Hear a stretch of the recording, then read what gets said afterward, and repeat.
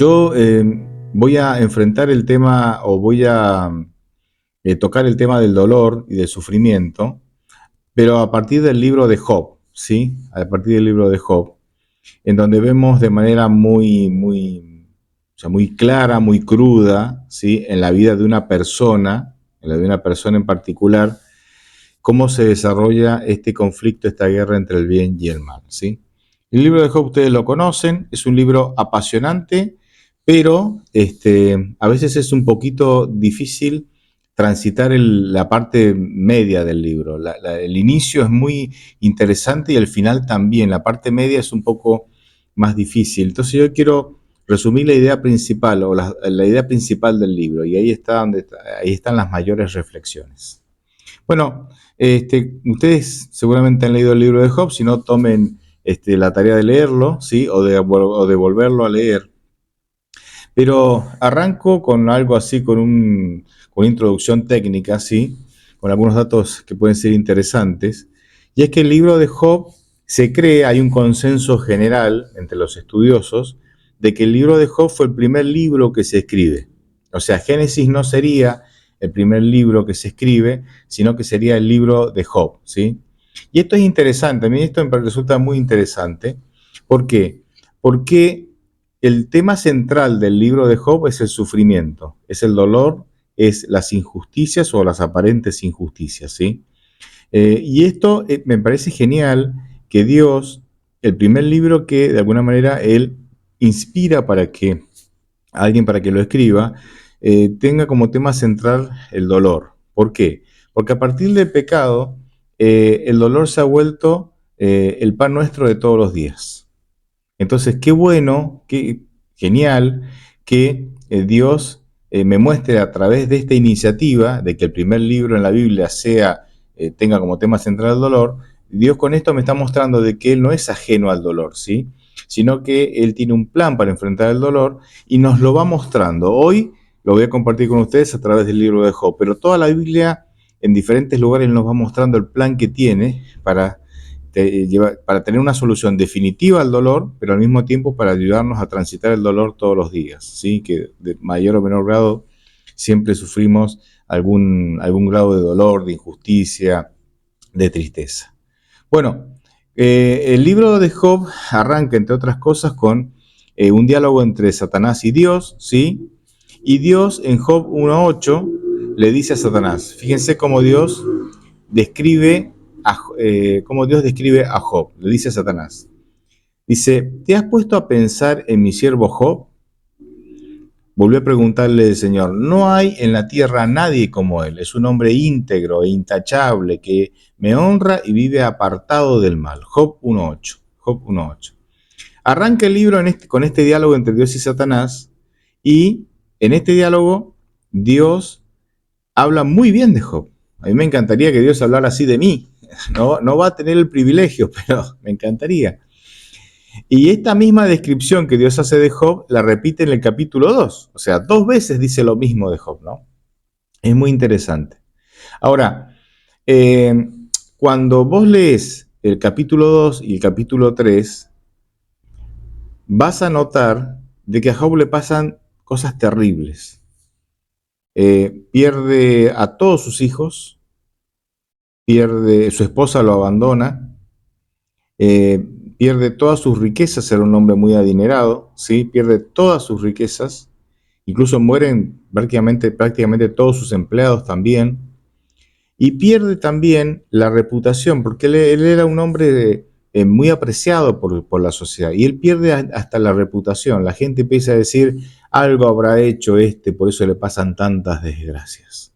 O sea, él en un día, porque esto ni siquiera fue progresivo, en un día él pierde todo, absolutamente todo.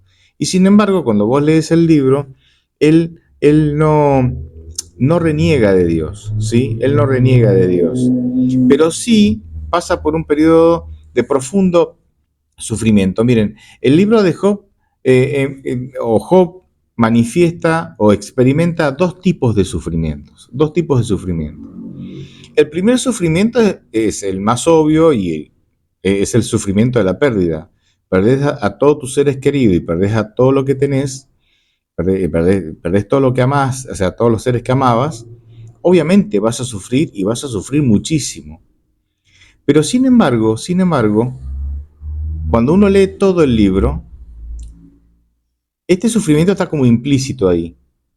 Pero de lo que más se habla es del segundo sufrimiento. Y el segundo sufrimiento de Job es que él no entiende a Dios. Él no comprende a Dios. O sea, él no comprende cuál es el papel, cuál es el rol, qué rol desempeña Dios cuando yo estoy sufriendo. Job dice, yo sufro y no estoy entendiendo cuál es el papel de Dios en medio de mi sufrimiento. Y ese segundo sufrimiento es es el que se desarrolla en todo el libro. Así que fíjense lo importante que es este tema, ¿no? ¿Qué hace Dios cuando yo sufro? Ese es el tema. O sea, finalmente Job se hace una pregunta que nos hacemos todos, y que la humanidad toda se ha hecho, y que muchos se alejan de Dios por esta pregunta y otros se acercan a Dios para buscar respuesta a esta pregunta. Pero esta pregunta atraviesa a todas las culturas, a todas las personas, en todas las edades, en todo el mundo. Y la pregunta es, si yo no hice nada malo, ¿por qué me pasan cosas malas? Esa es la pregunta que atraviesa a toda la humanidad. Y fíjense que es si yo no hice nada malo, porque Job no había hecho nada malo. De hecho, Dios describe como una persona apartada del mal. O sea, ¿me entiendes? Dios mismo dice que él no hacía nada malo, ¿verdad? No era opinión de Job, es opinión de Dios mismo. Porque a veces nosotros sufrimos porque nos la buscamos. O sea, a veces tomamos malas decisiones y obviamente, fruto de esas malas decisiones, nos pasan cosas malas, pero bueno, es porque te la buscaste, porque tomaste malas decisiones, porque son las consecuencias de tus malas decisiones. Pero no es el caso de Job, ¿no? No es el caso de Job. Entonces, desde el capítulo 4 hasta el capítulo 37, que es la parte media del libro, se van a unir primero 3 amigos a Job y luego un cuarto amigo, ¿sí?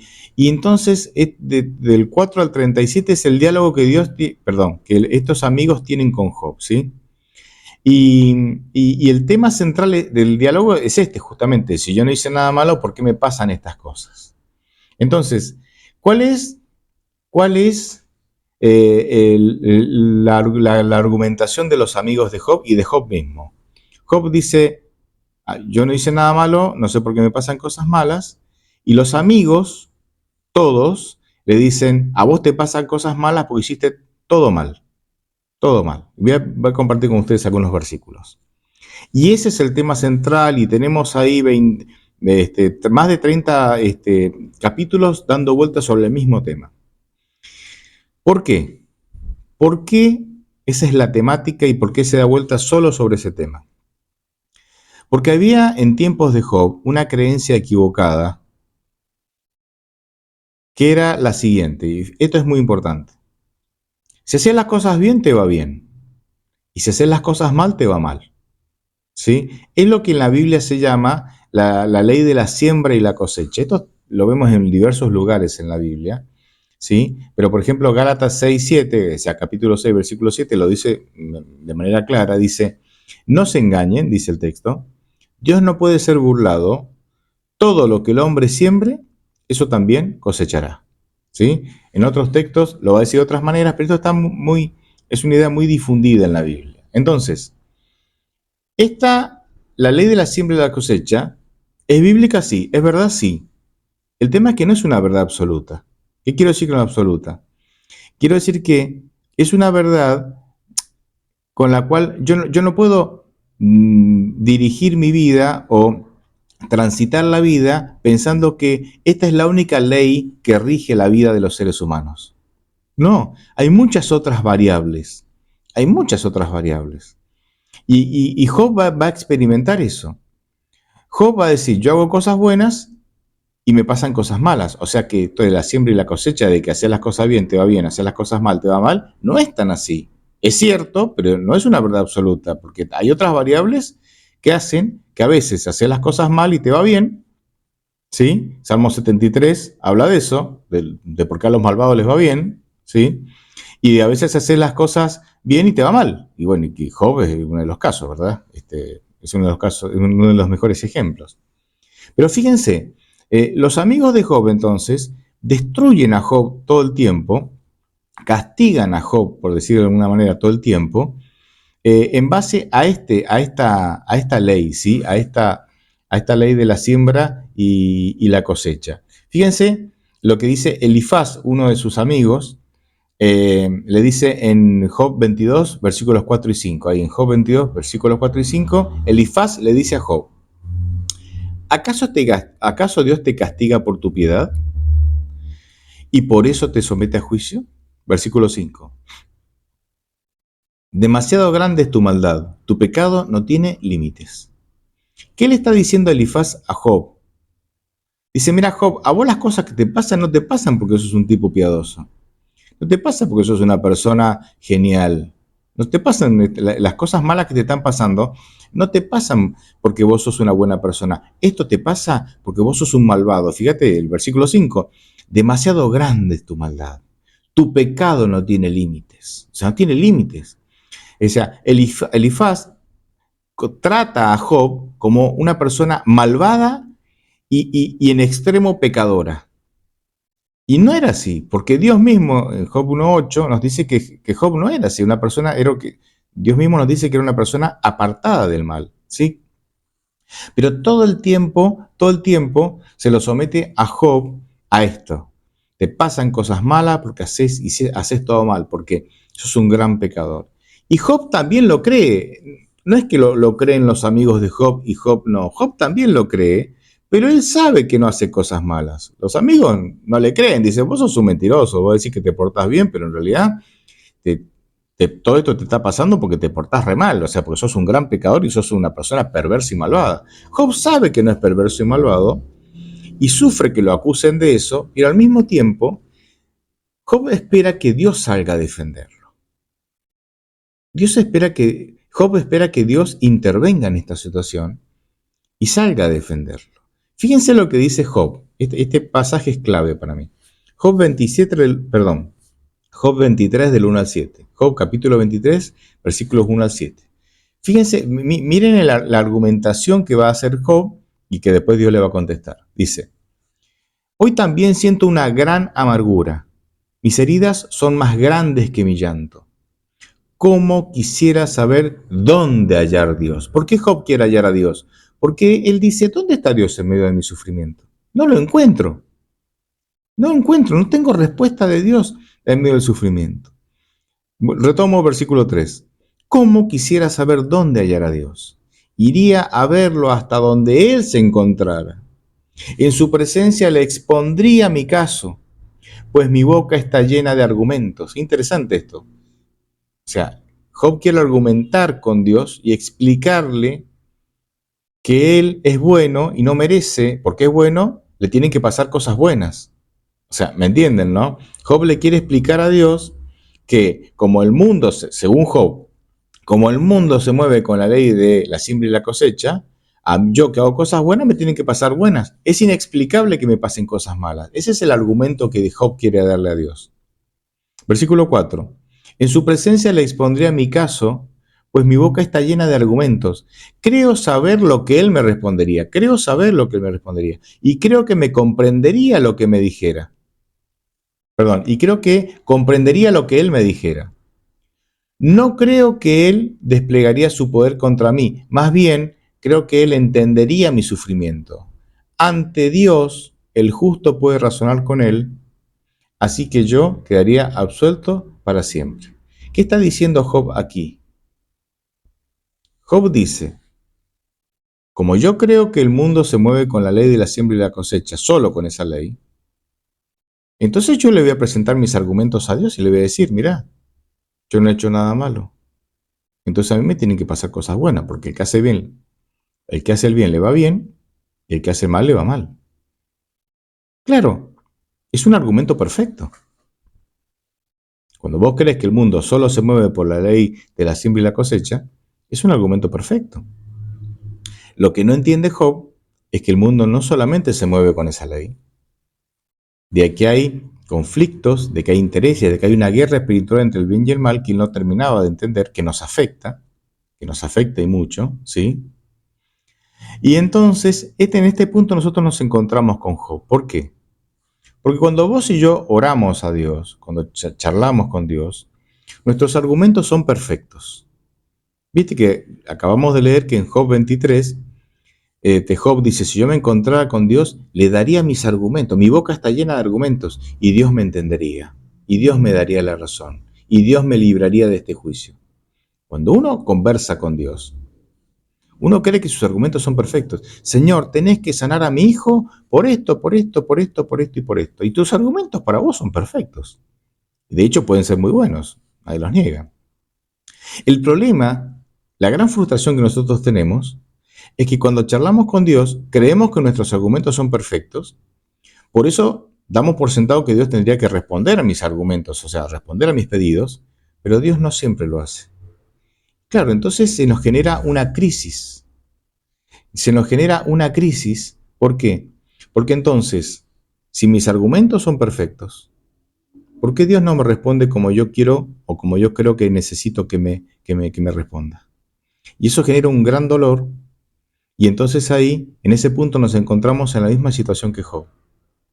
Job no entiende qué papel juega Dios cuando él está sufriendo.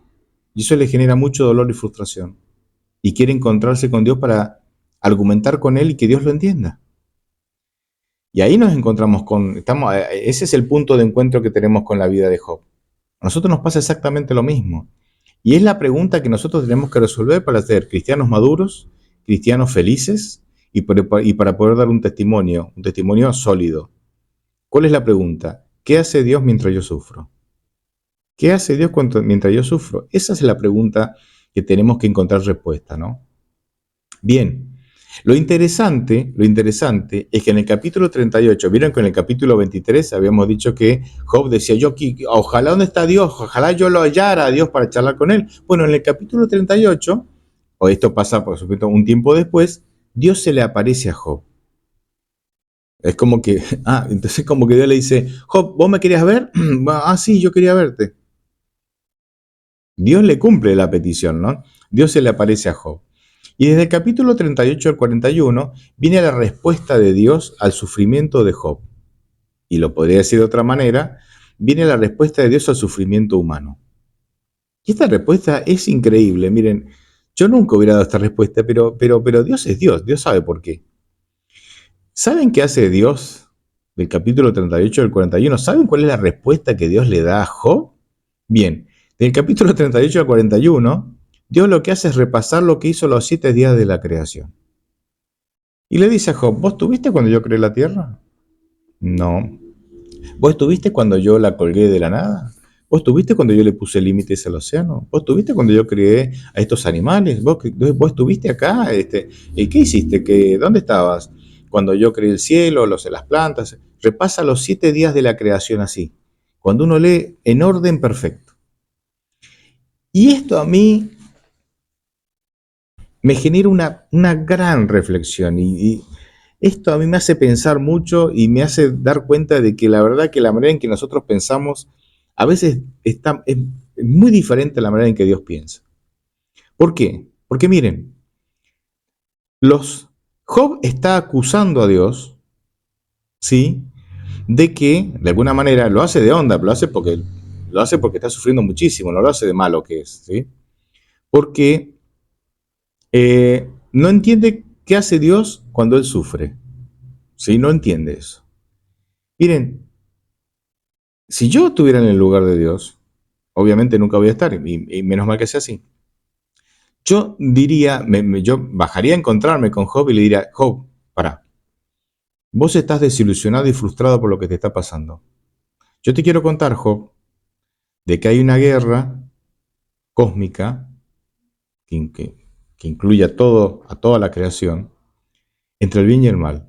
El mal comandado por Satanás y el bien por mí. Y en esa guerra entre el bien y el mal, muchas veces sufrimos aunque no hagamos nada malo. ¿Por qué? Y porque estamos en medio de una guerra. ¿Quién la pasa bien en medio de una guerra? Cuando vos estás en guerra, ¿me entienden? Cuando un país está en guerra, hay personas que sufren y no son ni soldados, ni participan, pero están ahí. ¿Por qué sufren? Porque justamente están en medio de una guerra.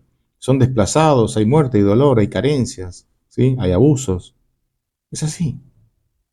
Yo le diría eso a Job. Entonces, imagino, ahora estoy usando yo la imaginación, ¿verdad? Imagino que Job diría, claro, con razón yo no entendía las cosas. Claro, ahora que me explicas que hay una guerra cósmica que incluye, que donde está involucrado toda la creación, claro, bueno, obvio, en medio de una guerra siempre hay dolor, y bueno, ahora yo soy un daño colateral en medio de esta guerra, claro, ahora entiendo, no, Dios no hace eso. Dios no quiere limpiar su nombre ante Job diciendo que el culpable es Satanás. No lo hace. Dios lo que hace, o sea, Dios no se defiende. Dios lo que hace es mostrar su grandeza y su poder, repasando con Job los 7 días de la creación. Y yo dije, ¿no será que para nosotros también esa tendría que ser la respuesta? ¿No será que cada vez que sufrimos, nosotros le pedimos explicación? Porque es así, cada vez que sufrimos, nosotros le pedimos explicación a Dios. ¿Cuál es la pregunta que más le hacemos a Dios cuando sufrimos? ¿Por qué me pasa a mí? El por qué, y cuando le decimos ¿qué le estamos diciendo a Dios? Dame una explicación. ¿Por qué está pasando? Dame una explicación. ¿No será que nosotros tendríamos que preguntar menos por qué y ver la grandeza de Dios? Porque Dios, la respuesta de Dios ante el dolor humano fue mostrar su grandeza. ¿No será que cada vez que pasamos por dolor tenemos que ver la grandeza de Dios que se hizo hombre? Que según Filipenses no solamente hombre, se hizo siervo. Y que no solamente vino a servir, sino también a morir. Y que no murió de una muerte cualquiera, sino que murió de la peor muerte del momento, que es muerte de cruz. Y que no fue un crucificado más, fue el crucificado al medio, porque era el peor, el de al medio era el peor de los tres, era el peor de todos, ¿no? Y todo eso, ¿para qué lo hizo? Para salvarnos. O sea, la grandeza de Dios se ve cuando Él, siendo, dice como Dios, Filipenses 2, no se aferra a que es Dios, sino que se despoja de todo para hacerse hombre y morir por nosotros, hacerse siervo y morir por nosotros. Nosotros no vamos a ser, yo creo que vamos a empezar a ser un poquito conscientes de lo que Dios hizo por nosotros cuando estemos en el reino de los cielos y veamos de todo lo que se despojó Cristo para salvarnos. Yo creo que ahí vamos a empezar a hacer un poquito, vamos a empezar a tomar conciencia de lo que realmente hizo Dios por nosotros. Pues, porque nosotros a veces tomamos con mucha liviandad esto de que, bueno, sí, porque nos ama, bajó, se hizo hombre y murió. No, no, no.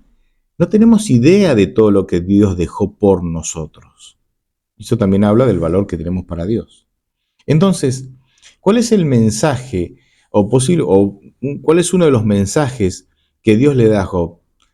Tal vez Dios le dice, o tal vez el mensaje que Dios le da a Job es, mira Job, vos pensás que la vida es muy simple, que si te portás bien te va bien, que si te portás te va mal, perdón, si te portás mal te va mal, pero la vida es más compleja que eso, Job.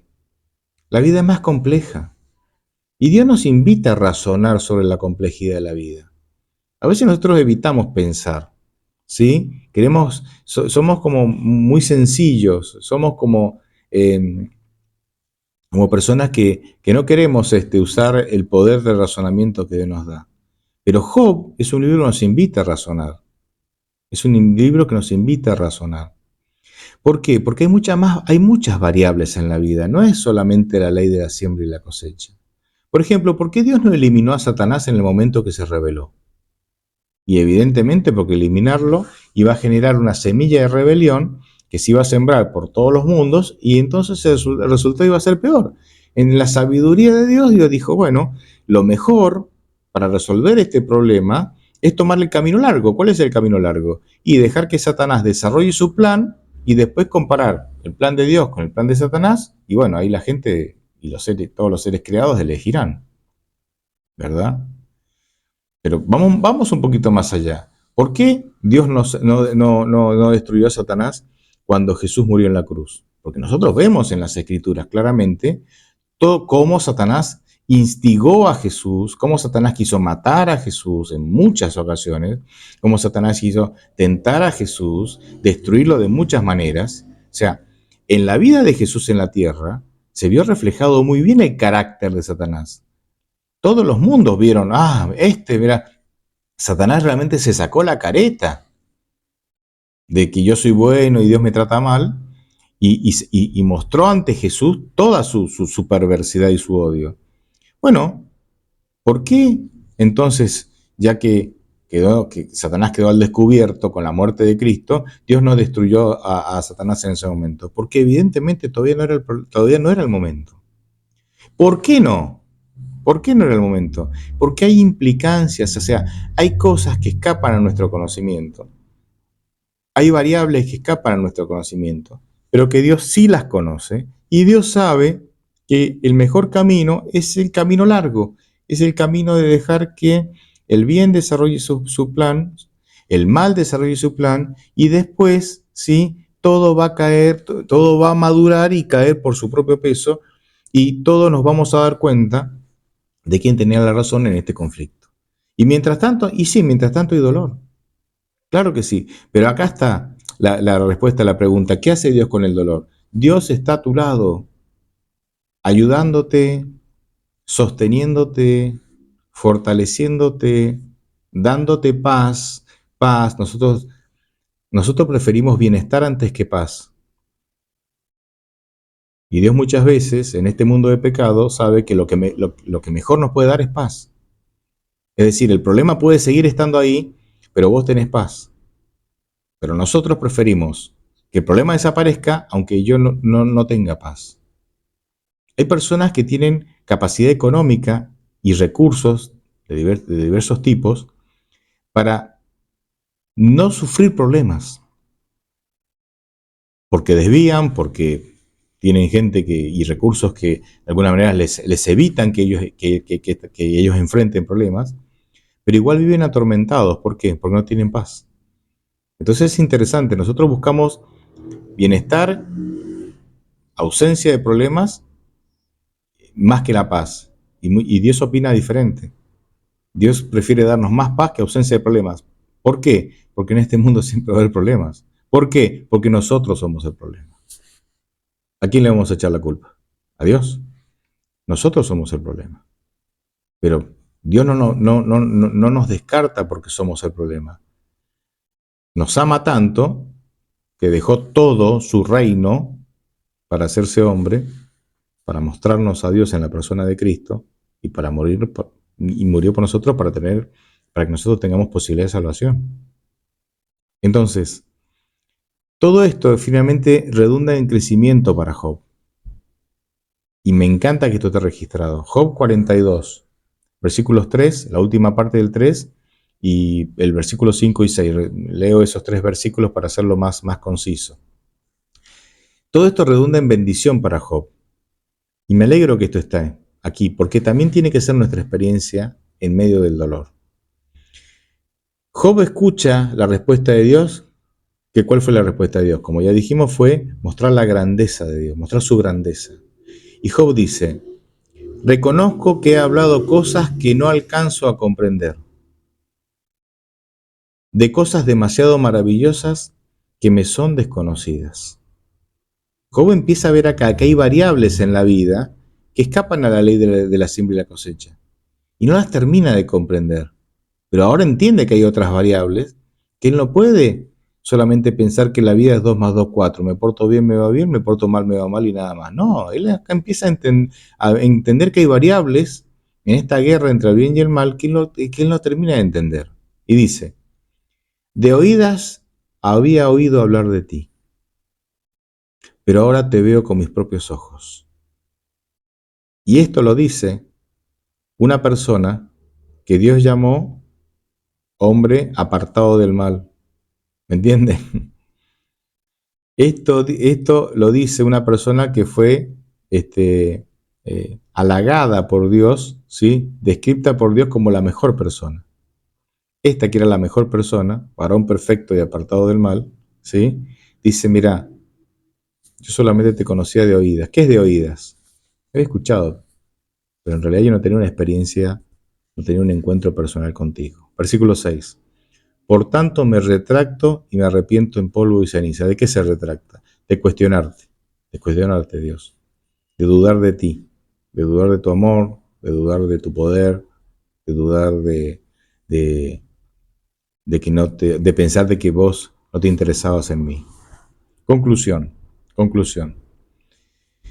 Lo que aprendemos en la vida de Job es que cada vez que sentimos dolor y que no entendamos el dolor, y está bien que no lo entendamos, porque a veces es difícil de entender, no nos centremos en el dolor, no pongamos la mirada, el énfasis en el dolor, sino que tenemos que centrarnos en quién, en Dios, que quiere ayudarnos a transitar el dolor y que tiene el control de todo en la vida.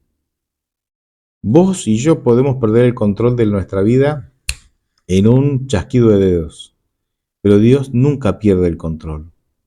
Por eso, cada vez que estamos pasando por situaciones de dolor, ¿sí?, y no lo entendemos, tenemos que centrar la mirada en Dios, porque a mí se me queman los libros, pero Dios nunca pierde el control. Y además Dios me ama y me va a sostener en medio del dolor. Como dice Romanos 8:32, y termino con este versículo, dice: si Dios no escatimó a Jesucristo para salvarnos, ¿cómo no nos dará con Él todas las cosas? Dios en Cristo quiere darnos todo, todo lo que necesitamos para vivir en un mundo de pecado, ¿sí?